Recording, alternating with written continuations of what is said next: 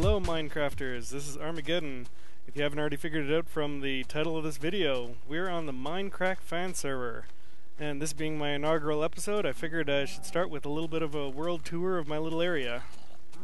This is the humble Armageddon abode, my little farm and everything here.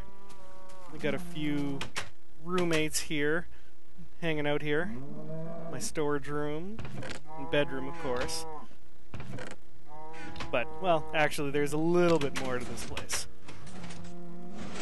Give it a little secret handshake to get down here.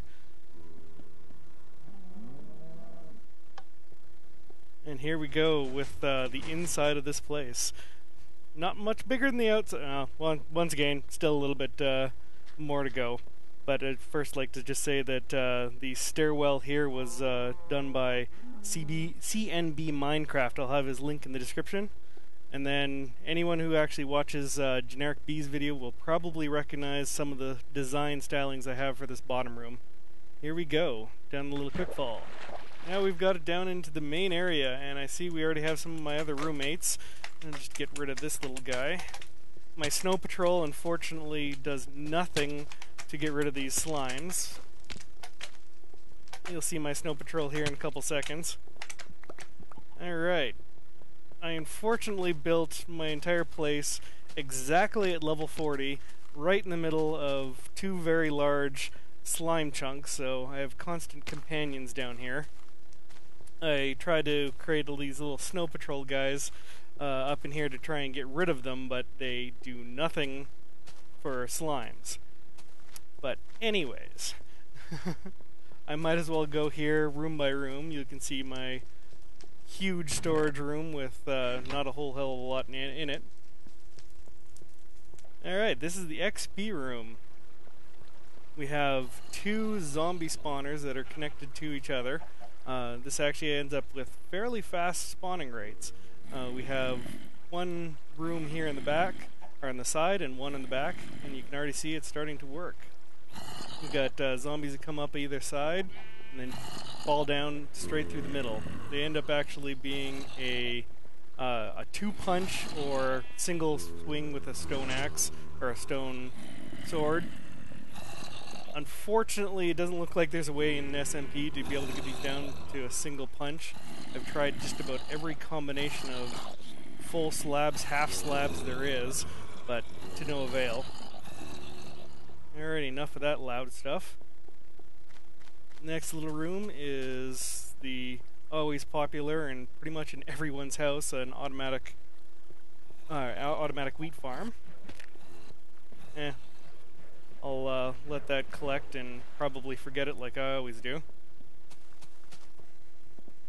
The next piece here is the potion and enchanting room. I think this is probably my own design type thing, but I could be wrong. I might have seen it on someone's video and just completely forgot about it. But it allows for an adjustable enchanting system. You get all 50, I think it is, or 32 blocks down in groups of 8. And behind all this stuff you can see my brewing stands back there and all the storage specifically for the potion supplies. Not a lot in here, there's mostly just empty boxes, but I will slowly be filling those up. Alright, next on the list, actually I'm going to run in here and grab this stuff. I always forget it. So, or did I already? Oh, there. We just have a little bit of server-side lag here. Alright, the next one up is the Melon farm and pumpkin farm. Nice little automated system, does the job. I also have in the roof a little bit of a automated reed farm. You can see them chopping off there. And on the other side is a relatively large cactus farm. Collect all these guys and then run back. Everything here I like actually having more on switches, so it's on the demand.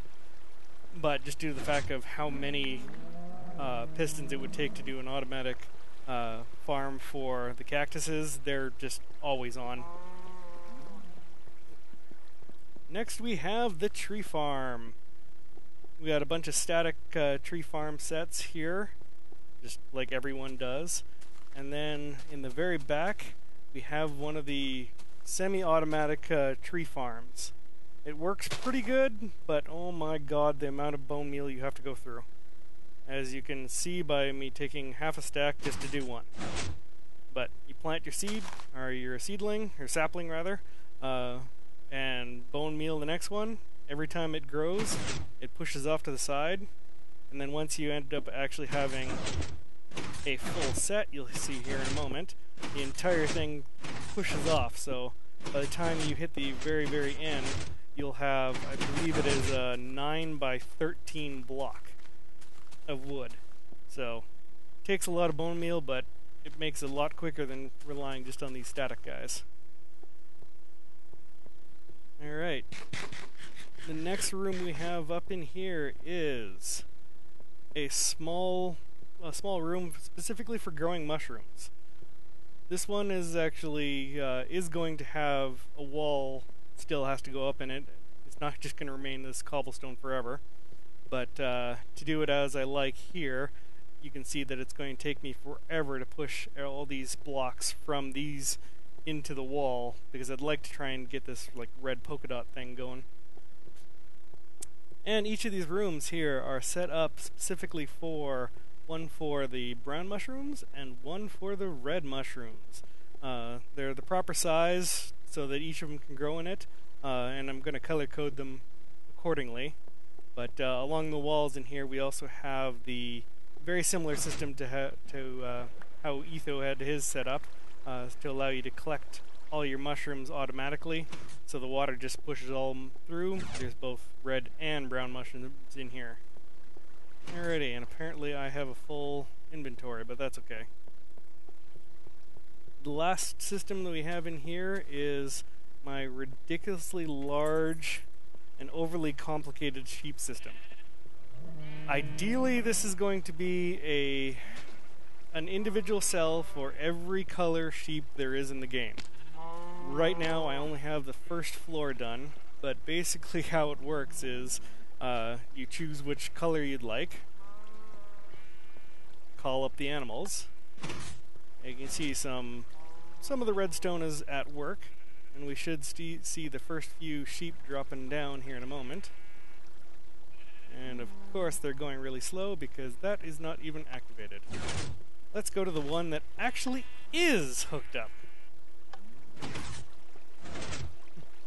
So now we'll see the sheep falling down. And this one also is another piece that is similar to that of Generic Bee. It's his organic farm. I'll see if I can put another description or a link in the description for that one. But basically the sheep end up going through here in an infinite loop until you're ready for them. You can breed them, you can shear them, whatever. And when you're done with them, hit the button, they fall down, and they'll return back to their cage. And then the next set ends up coming through as well, and we'll get rid of him too. Oh, and we got some more of those mushrooms kicking around down here too. I won't go too much detail into this system because there is far more redstone than anyone would ever want to pay attention to. If for some strange reason anyone's a glutton enough to want to go through the punishment of building this themselves, I might be convinced to do a little bit of a tutorial on how to do this, but there's not going to be any real good way of doing the tutorial. As you can see, the redstone is just ridiculously long. Well, with that, I think we'll just take one more quick run out, and we'll jump into the Nether, so you can see what my new little portal room looks like. To anyone here from the MindCrack server that's actually watching this video, specifically that of, I think it was Morgwin and a few others that have their portals right near this, right near the surface.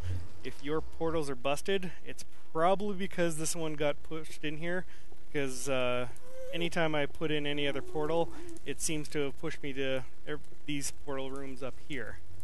But this is my new portal room. It's quaint, it works.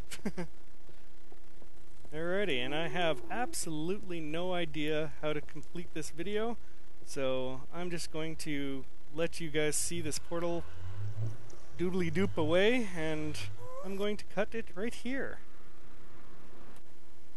God, I suck at videos.